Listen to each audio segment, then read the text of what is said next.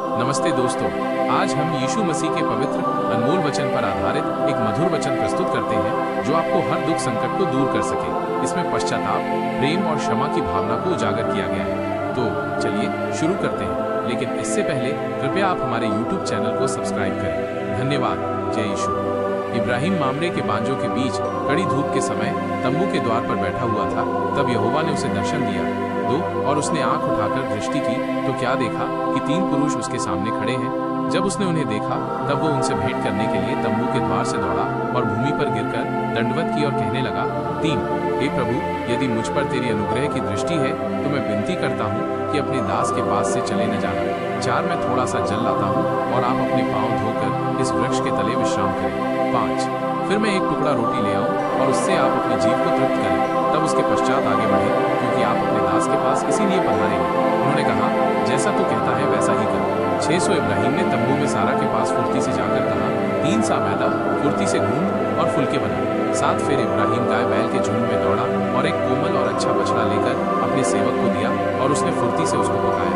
8 तब उसने मक्खन और दूध और वह बछड़ा जो उसने पकवाया था लेकर उनके आगे परोस दिया और आप वृक्ष के तले उनके पास खड़ा रहा और वे खाने लगे। 9 उन्होंने उससे पूछा, तेरी पत्नी सारा कहाँ है? उसने कहा, वो तो तंबू में है। 10 उसने कहा, मैं वसंत ऋतु में निश्चय तेरे पास फिर आऊंगा और तब तेरी पत्नी सारा के एक पुत्र उत्पन्न होगा। और सारा तंबू के द्वार पर जो इब्राहिम के पीछे था सुन रही थी। 11 इब्राहिम और सारा दोनों बहुत बूढ़े थे और सारा का स्त्री धर्म बंद हो गया था। 12 सो सारा मन में हंसकर कहने लगी, मैं तो बूढ़ी हूँ और मेरा पति भी बूढ़ा है, तो क्या मुझे यह सुख होगा? 13 तब यहोवा ने इब्राहिम से कहा, सारा ये कहकर क्यों हंसी कि क्या मेरे जो ऐसी बुढ़िया हो गई हूँ सचमुच एक पुत्र उत्पन्न होगा? 14 क्या यहोवा के लिए कोई काम कठिन है? नियत समय में अर्थात वसंत ऋतु में मैं तेरे पास फिर आऊंगा और सारा के पुत्र उत्पन्न होगा।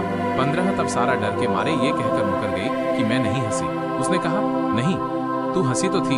16 फिर वे पुरुष वहां से चलकर सदोम की ओर ताकने लगे और इब्राहिम उन्हें विदा करने के लिए उनके संग संग चला।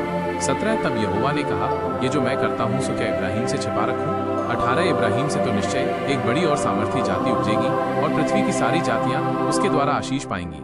19 क्योंकि मैं जानता हूं कि वो अपने पुत्रों और परिवार को जो उसके पीछे रह जाएंगे आज्ञा देगा कि वे यहोवा के मार्ग में अटल बने रहे और धर्म और न्याय करते रहे, इसलिए कि जो कुछ यहोवा ने इब्राहिम के विषय में कहा है उसे पूरा करें। 20 फिर यहोवा ने कहा, सदोम और अमोरा की चिल्लाहट बढ़ गई है और उनका पाप बहुत भारी हो गया है। 21 इसलिए मैं उतरकर देखूंगा कि उसकी जैसी चिल्लाहट मेरे कान तक पहुंची है, उन्होंने ठीक वैसा ही काम किया है कि नहीं, और न किया हो तो मैं उसे जान लूंगा। 22 वे पुरुष वहां से मुड़ के सदोम की ओर जाने लगे, पर इब्राहिम यहोवा के आगे खड़ा रह गया। 23 तब इब्राहिम उसके समीप जाकर कहने लगा, क्या सचमुच दुष्ट के संग धर्मी को भी नाश करेगा? 24 कदाचित उस नगर में 50 धर्मी हो तो क्या तू सचमुच उस स्थान को नाश करेगा और उन 50 धर्मियों के कारण जो उसमें होना छोड़ेगा?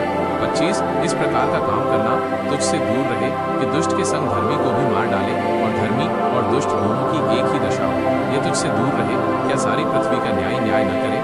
26 यहोवा ने कहा, यदि मुझे सदोम में 50 धर्मी मिले तो उनके कारण उस सारे स्थान को छोड़ूंगा। 27 फिर इब्राहिम ने कहा, हे प्रभु सुन, मैं तो मिट्टी और राख हूँ, तो भी मैंने इतनी ढिठाई की कि तुझसे बातें करूं। 28 कदाचित उन 50 धर्मियों में 5 घट जाए तो क्या तू 5 ही के घटने के कारण उस सारे नगर का नाश करेगा? उसने कहा, यदि मुझे उसमें 45 भी मिले तो भी उसका नाश न करूंगा। 29 फिर उसने उससे ये भी कहा, कदाचित वहाँ 40 मिले। उसने कहा, तो मैं 40 के कारण भी ऐसा नहीं करूंगा।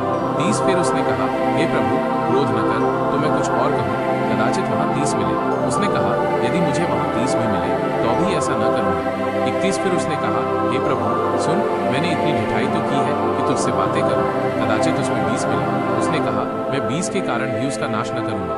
32 फिर उसने कहा, हे प्रभु क्रोध न कर, मैं एक ही बार और कहूँगा, कदाचित उसमें 10 मिले। उसने कहा, तो मैं 10 के कारण भी उसका नाश न करूँगा। 33 जब यहोवा इब्राहिम से बातें कर चुका तब चला गया और इब्राहिम अपने घर को लौट गया है।